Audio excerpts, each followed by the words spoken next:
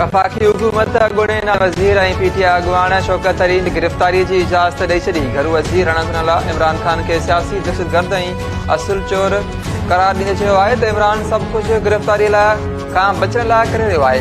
शेख रशीद जे बयाननि पुठियां भी इमरान आहे। मुल्क जो असुल चोर इमरान आहे, पर गोगे ज़रिए 12 अरब रुपयनि जी करप्शन कई।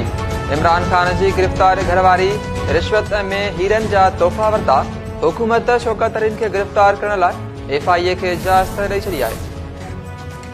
सहाफ़ी अरशद शरीफ क़त्ल केस ते वरतल पाण मुरादे नोटिस ते सुप्रीम कोर्ट भी अॼु ॿुधणी कंदी। चीफ जस्टिस जी सरबराही में 5 रुकनी बेंच केस जी ॿुधणी कंदी। जस्टिस एजाजुल हसन ऐं जस्टिस मुनीब अख्तर बेंच में शामिल, जस्टिस जमाल खान मंदोखेल ऐं जस्टिस मोहम्मद अली मज़हर बेंच में शामिल।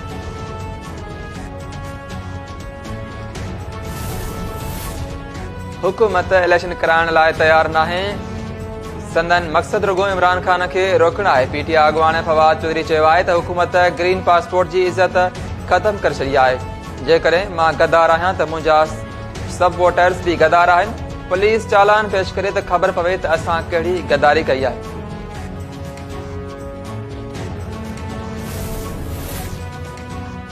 पार्लियामेंट जो गॾियल इजलास अॼु थींदो। शाम 4 वॻे थींदड़ इजलास में मुल्क में दहशतगर्दी जी वधंदड़ लहर ऐं मुआशी मसइलनि ते गौर कयो वेंदो।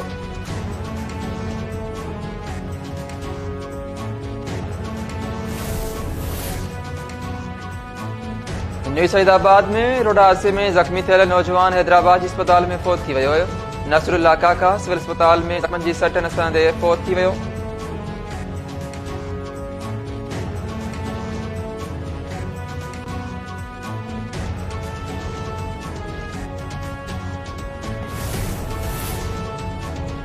जैकाबाद में संगावती तकरार था हफ़्तो अॻु ज़ख़्मी थियल औरत कराची जी अस्पताल में फ़ौत। औरत फाइज़ा मक्सी जी वारसनि जो DC चौक ते लाश रखी धरणो।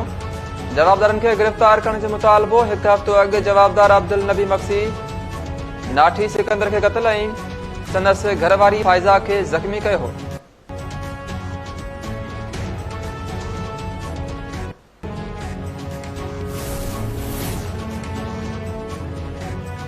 ऐं पाकिस्तान जो नाले वारो सदाकार अदाकार ऐं डायरेक्टर ज़ियाउल मुहीद्दीन 91 वरनि जी ॼमार में लाॾाणो करे वियो।